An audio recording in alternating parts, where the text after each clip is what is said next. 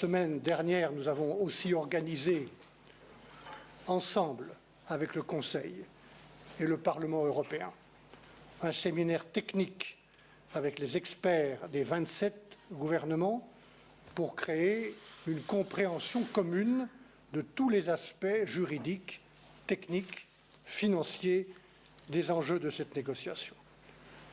Et c'est dans le même esprit que j'entretiens un dialogue régulier avec Guy Verhofstadt et la conférence des présidents des groupes politiques du Parlement européen. Le président Jean-Claude Juncker m'a également demandé de faire le point régulièrement avec le collège des commissaires. Et j'ai eu un tout premier échange avec les commissaires mercredi dernier. Pour être complet, nous avons également établi avec mon équipe et la task force le dialogue avec d'autres acteurs institutionnels importants, la Banque centrale européenne, la Banque européenne d'investissement, Europol et naturellement la Cour européenne de justice. Enfin, je rencontrerai dans les semaines qui viennent les responsables du Comité des régions et du Comité économique et social européen. Pour toutes ces raisons,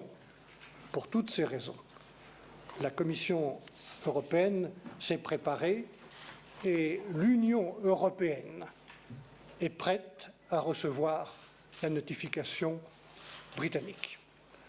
The European Union is ready to receive the notification. Time will be short. It's clear that the period for actual negotiations will be shorter than 2 years. At the beginning, the 2 years include the time to the European Council to set guidelines and for the Council to authorize negotiations based on the recommendation of the Commission. That is what Article 50 says. And at the end, the agreement must, of course, be approved by the Council and the European Parliament. Finally, the UK will have to approve the agreement. All within the 2-year period. All in all, there will be less than 18 months to negotiate. Once again, that is short. Should the UK notify the Council by the end of March 17, as the Prime Minister Theresa May said she would, it is safe to say that negotiation could start a few weeks later and an Article 50 agreement be reached by October 18. October 18. Let me now turn to the principles that will guide this negotiation in the framework set by the 27 last June. 4 main ideas have informed our preparation so far. First, unity. Unity is the strength of the European Union, and President Juncker and I are determined to preserve the unity and the interest of the EU 27 in the Brexit negotiations. This determination is shared by all governments. Second, being a member of the European Union comes with rights and benefits. Third countries can never have the same rights and benefits, since they are not subject to the same obligations. Third, negotiations will not start before notification. Fourth, the single market and its 4 freedoms are indivisible. Cherry picking is not an option. Nous savons aussi que cet accord sur la sortie du Royaume-Uni de l'Union européenne devra prendre en compte la future relation que nous voulons construire ensemble. C'est aussi ce que dit l'article 50 du traité. Je ne veux pas spéculer aujourd'hui sur ce que sera cette relation. D'ailleurs, plusieurs d'entre vous savent que je n'aime pas beaucoup la spéculation. C'est aux Britanniques, d'abord, de dire quelles relations ils souhaitent, et aux 27 pays membres de l'Union de définir l'avenir que nous voulons construire en commun avec le Royaume-Uni. Cet accord sera évidemment d'une autre nature juridique et consacrera ce que j'appellerais le nouveau partenariat avec le Royaume-Uni après son départ. Pour terminer, je reviens à la négociation sur le Brexit elle-même. Le Conseil européen, comme c'est son rôle et sa responsabilité, fixera dans les semaines et les mois qui viennent le cadre des négociations et définira les intérêts des 27 pays de l'Union européenne. Chacun comprend que la Commission européenne possède l'expertise et des compétences qui la rendent indispensable pour mener à bien cette négociation. Mais n'oubliant rien de mon expérience depuis 15 ans dans chacune de ces institutions, le Conseil européen, le Conseil, le Parlement et à 2 reprises à la Commission européenne, je sais où se trouve la valeur ajoutée de chacune de ces institutions.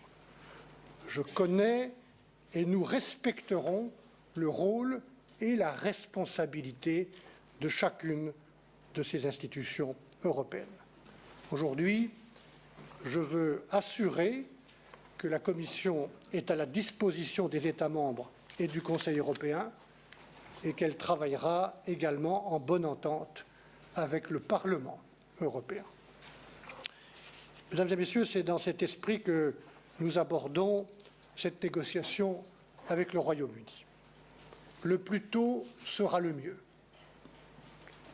Nous avons un intérêt commun à ne pas prolonger l'incertitude. Et puis, de notre côté, nous devons pouvoir nous concentrer sur l'agenda européen lui-même, sur cette nouvelle page de la construction européenne qui appartiendra aux institutions européennes et aux États membres d'impulser. Dans un monde marqué par tant de déséquilibres nouveaux, ma conviction profonde reste la même.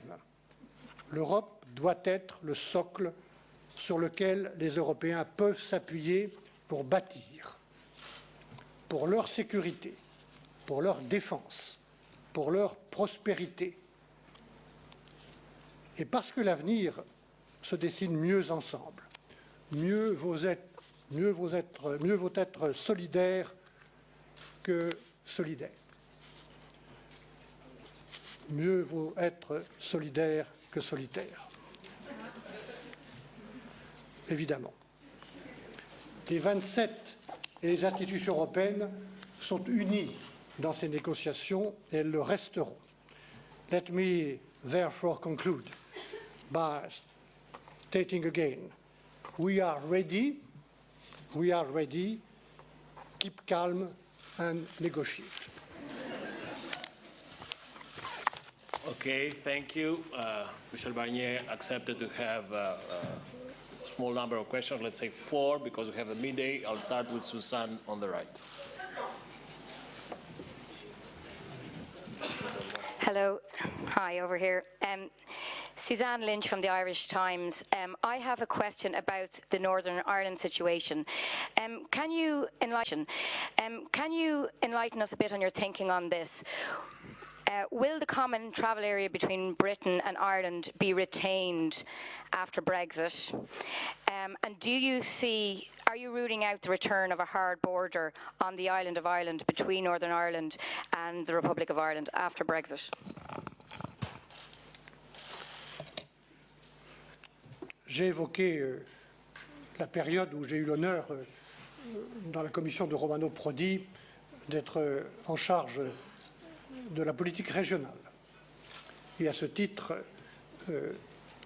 notamment d'un programme très important pour l'Irlande du Nord, qui est le programme PEACE, qui soutient le processus du Good Friday.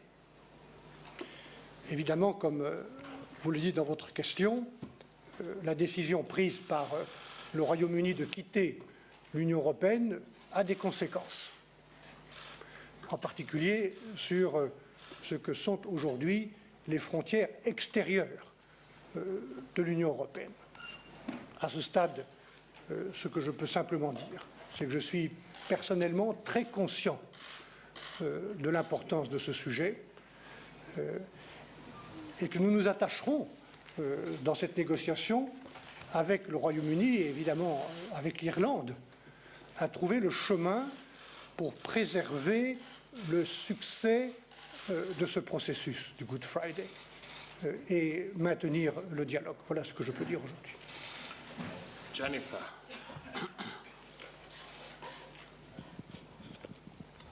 Thank you. I'm here. Jennifer Rankin, The Guardian.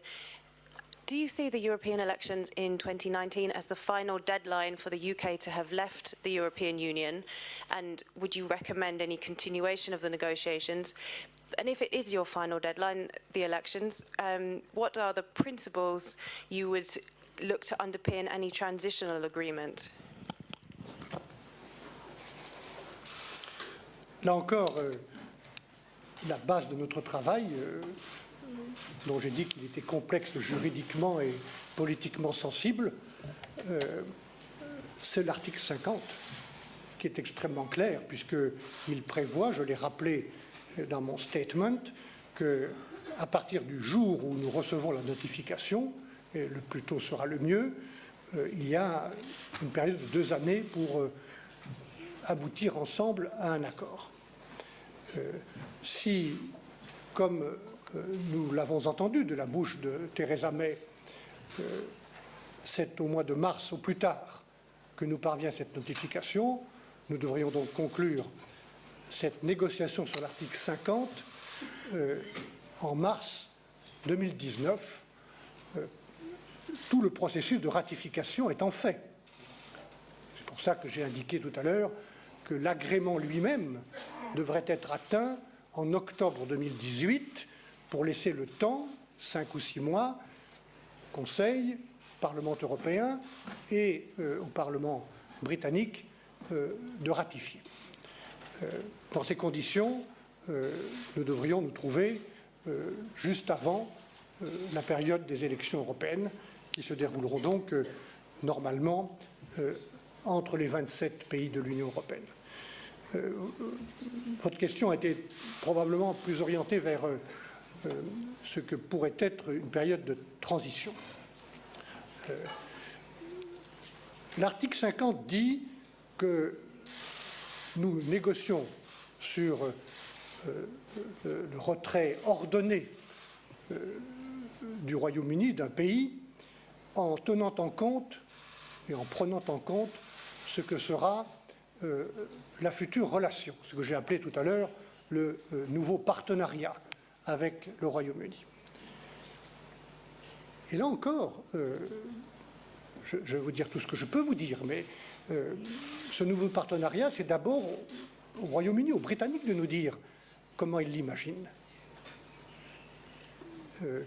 Et à nous, les 27, de répondre et de dire ce que nous sommes prêts à imaginer, je l'ai dit, pour notre avenir commun avec le Royaume-Uni. Tant que je ne sais pas, tant que nous ne savons pas quelles sont les intentions ou les demandes, ce que le Royaume-Uni est prêt à demander et à accepter, pour ce futur partenariat, c'est difficile de parler d'une période transitoire. Parce qu'une période transitoire, elle n'a de sens que si elle facilite la voie, si elle prépare le chemin pour la future relation. Et encore une fois, il faut d'abord connaître les dimensions, le contenu de cette nouvelle dimension, de cette nouvelle relation pour imaginer, le cas échéant, comment la préparer. Donc voilà l'état d'esprit qui est le nôtre aujourd'hui. Tom.